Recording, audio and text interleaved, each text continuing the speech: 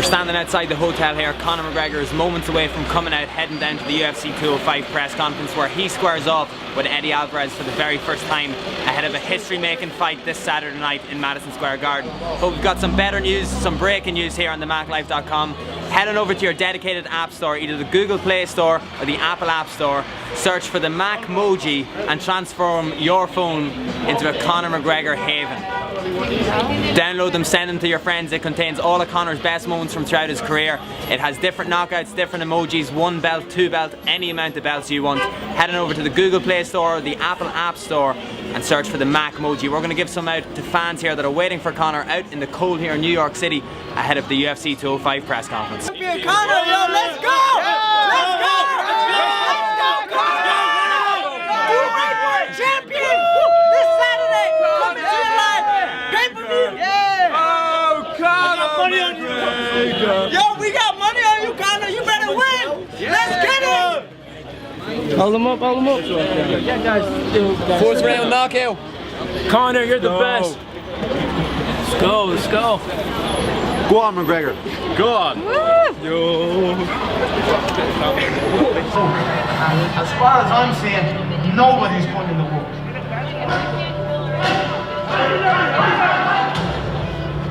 What's your prediction for the fight? It's me. Conor McGregor, first round in the first 2 minutes. He's competed all over the world. Tonight, biggest challenge of his career. Despite his outside accomplishments, Alvarez entered the fight an underdog. Second round knockout, free! A lot of people who believed, I was outmatched. McGregor wins by knockout or TKO. I want Weidman to win too for New York City. Alvarez.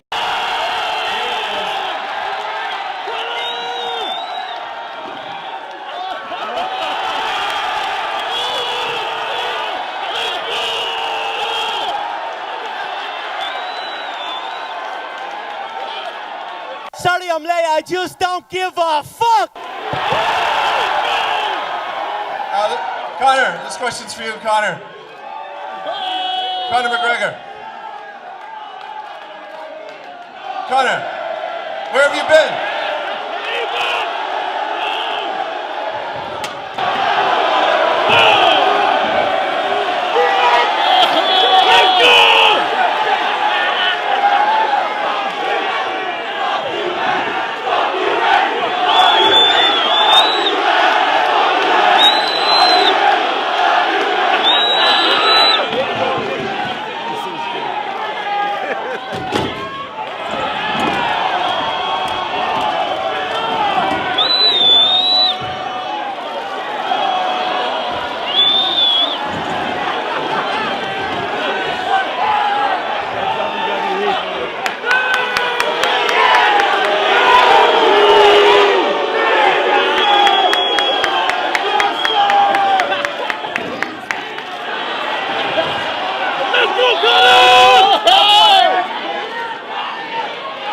I wonder how much a chair would have cost me. It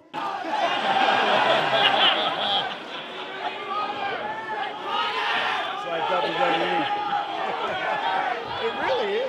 Conor, You don't like balance so much, you don't know if it's... while you were on your way here, Eddie said he was disappointed in the country of Ireland. What do you think about that? I don't give a fuck what Eddie says. Who gives a fuck? The Irish are back. We've taken back control of New York City. I run New York City. I'm a fucking pimp. Rocking Gucci mink. And without me, this whole fucking ship sink.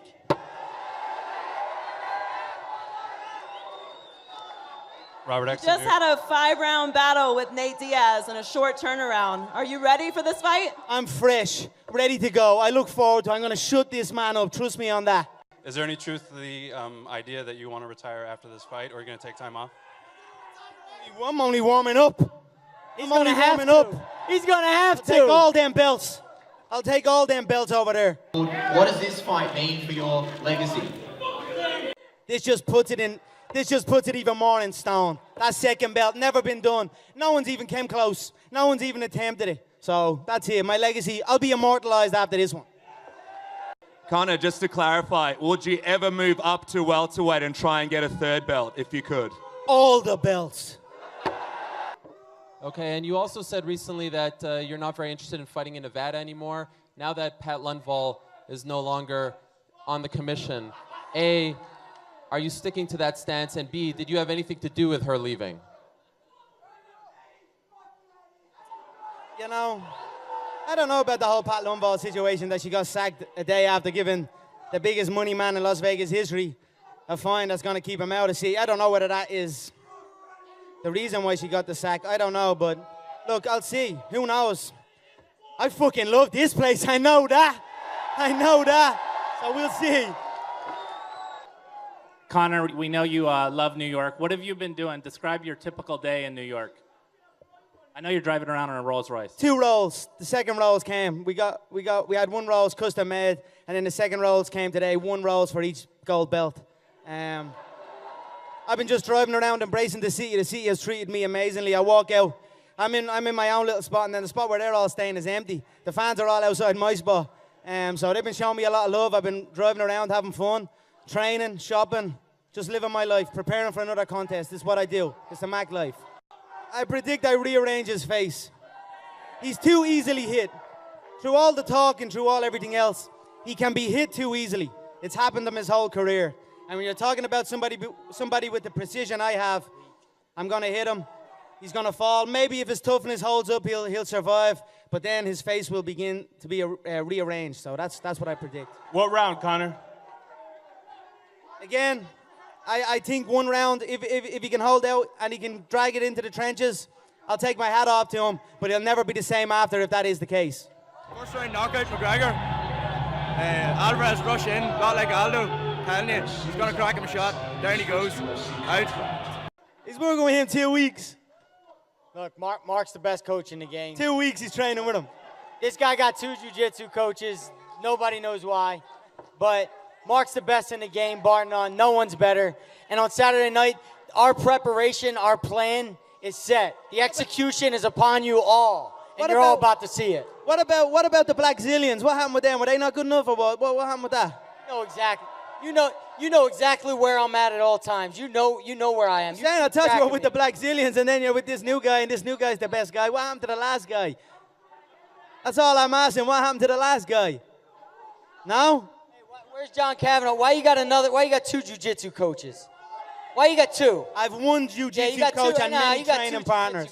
That's a that good bad. one, but I've been with my coach since day 1. Shit's that bad. You've been with your coach 2 weeks. Your coach is an author.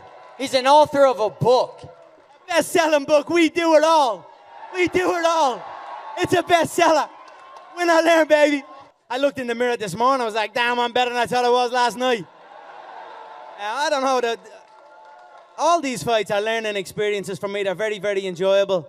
I feel I learned. I'm very happy RDA pussied out the first one when I was supposed to get the second belt. I would have knocked him clean out, like I said. I'm very happy that I was taken on that detour with Diaz. I got to learn about myself. I got to evolve and go to that next level of my training and of my mental belief. And here we are now as a new version of myself once again. Eddie, I would have the same question to you, Eddie. Is there a moment in your career, was there one fight in particular that you knew you could take it all the way? I think every single fight you learn a little bit more about yourself as a champion.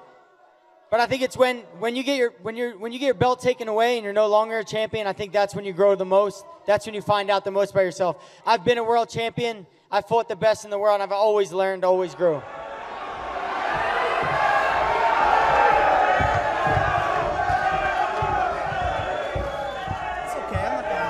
You guys touching each other. Don't touch it. I fucked up on the Joanna thing. Don't. Cool? Seriously, don't. All right, good.